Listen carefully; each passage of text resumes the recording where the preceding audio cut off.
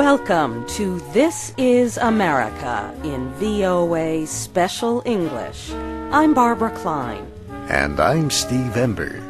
This week on our program, we tell about two skillful writers who tell stories about people living in the American West.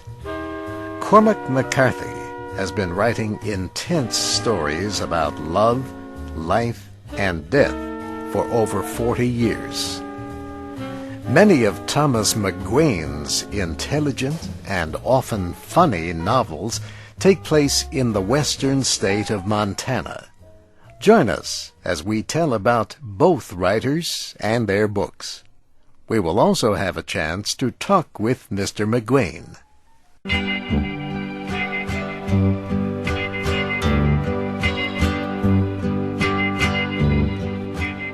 Cormac McCarthy is considered one of the most important American writers alive today. Critics often compare his writing to the works of the American writers William Faulkner and Herman Melville. Mr. McCarthy writes dark and intense stories that are often set in the southwestern states of Arizona and New Mexico. Some stories take place in Mexico or in his home state of Tennessee. Mr. McCarthy's language is very simple and direct, but each carefully chosen word is powerful and sometimes even heartbreaking in its effect on the reader. Mr. McCarthy is also known for being a very private person who does not talk to the media very often.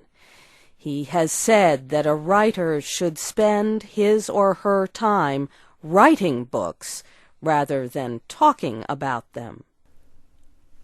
Charles McCarthy, Jr. was born in 1933 in the state of Rhode Island.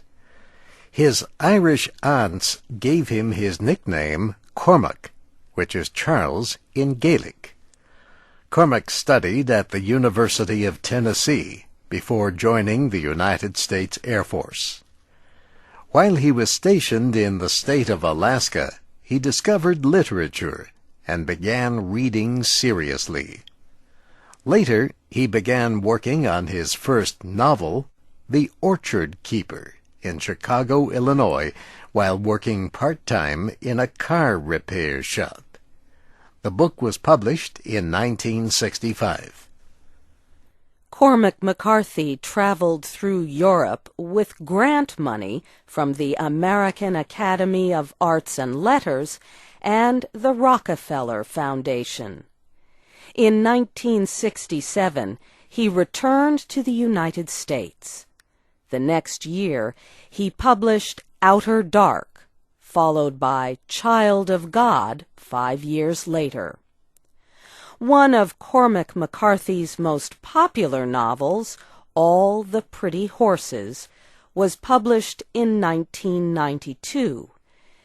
It is a story about John Grady Cole, a young cowboy who travels with his friends from Texas to Mexico.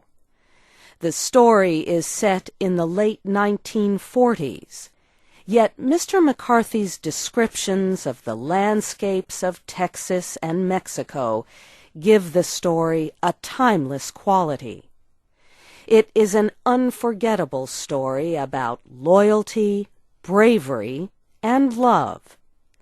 This novel received a National Book Award as well as a National Book Critics Circle Award. It was later made into a movie. All the Pretty Horses was the first story in a 3-part series called The Border Trilogy. The 2 other books in the series are The Crossing and Cities of the Plain. Another Cormac McCarthy book, No Country for Old Men, was published in 2005. It was made into a popular movie last year.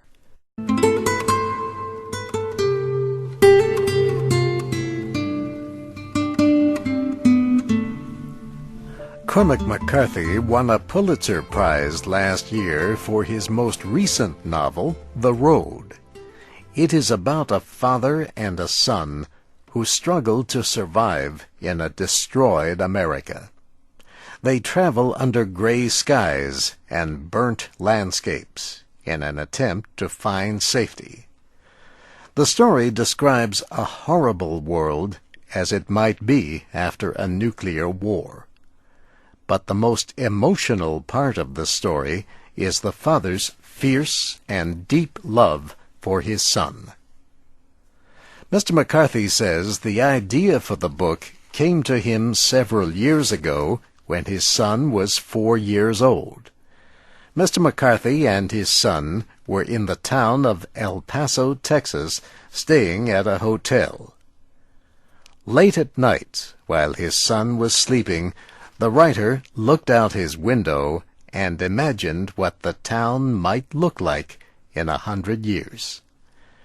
He thought about his son and imagined the town with fires in the distance and everything destroyed.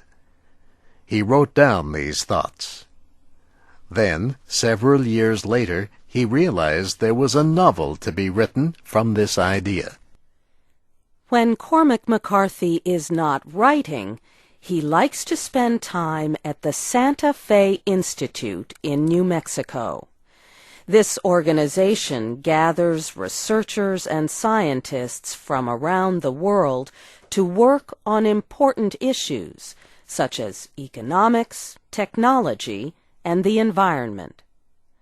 Cormac McCarthy says he has always been interested in the way things work, and he says talking with researchers at the Institute helps him to think.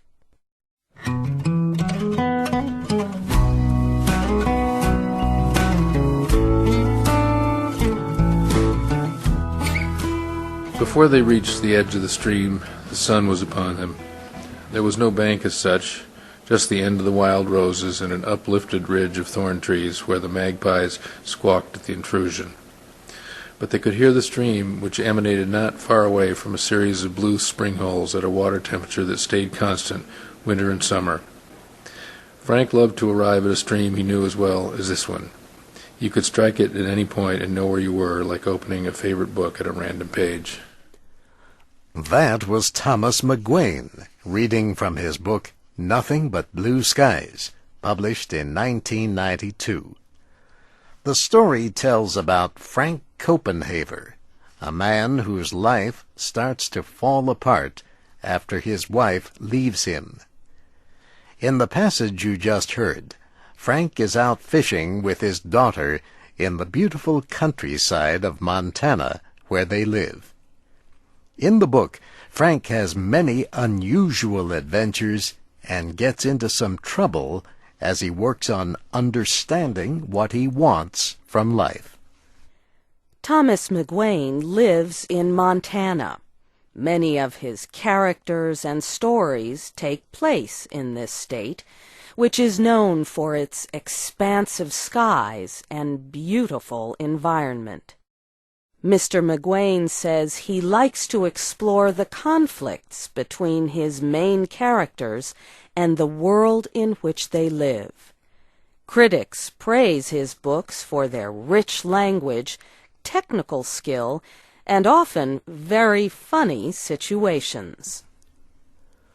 Thomas McGuane was born in 1939. He attended Michigan State University, then later continued his studies at Yale University in Connecticut. He has written 9 novels, including Panama, 92 in the Shade, and The Cadence of Grass. He has also written 2 non-fiction books on subjects that are important to him. These include The Longest Silence, which is a collection of essays on fishing. In Some Horses, he explores the relationship between people and horses. Mr. McGuane has also written screenplays for several movies. We asked Thomas McGuane what influenced him to become a writer. I wish I knew. I think maybe it was that my parents were readers. My father read a lot of sort of adventurous natural history books, and I think I associated writing with a sort of adventurous life. That went away eventually, but I know for a boy that was a great attraction. And I come from an Irish family. My parents and all my grandparents are all Irish. My great-grandparents are all Irish immigrants, and that's a sort of a linguistic tradition, especially a comical linguistic tradition, but it's a very verbal household culture. And all those things kind of turned me toward writing. Mr. McGuane's latest book is a collection of 10 short stories called Gallatin Canyon. The stories are all about the good and sometimes bad behavior of people going about their daily lives. Mr. McGuane skillfully describes interesting details about human behavior and the natural world.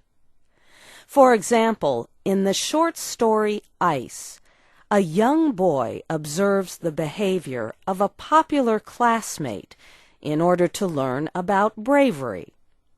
Later, he decides to go ice skating on a large lake. When night falls, he gets very lost, but he faces his fears and finds a way to get home. And on the way back to safety, he makes a surprising discovery. In the short story Cowboy, Mr. McGuane captures the local language and expressions of a man who works with cows and horses. As the cowboy spends years working for a ranching family, you understand his love of nature and hard work. And you understand the difficult situation of being a cowboy who spends his life working on land he can never own. Thomas McGuane recently spoke at a literature event held by the Penn-Faulkner Organization in Washington, D.C. He praised the group for inviting writers to speak from all areas of the United States. Then he read 2 short stories. He also talked about what it was like to make movies.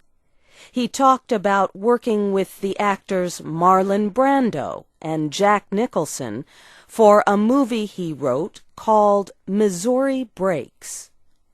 He said that when he worked on movies in the 1970s, the industry was very different from what it is today. Thomas McGuane is currently working on a new novel about a doctor who works in a hospital emergency room, and it might not surprise you that the story takes place in Montana.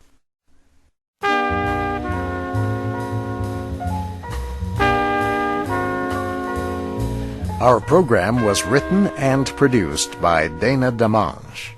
I'm Steve Ember. And I'm Barbara Klein. Our programs are online with transcripts and MP3 files at voaspecialenglish.com. Join us again next week for This is America in VOA Special English.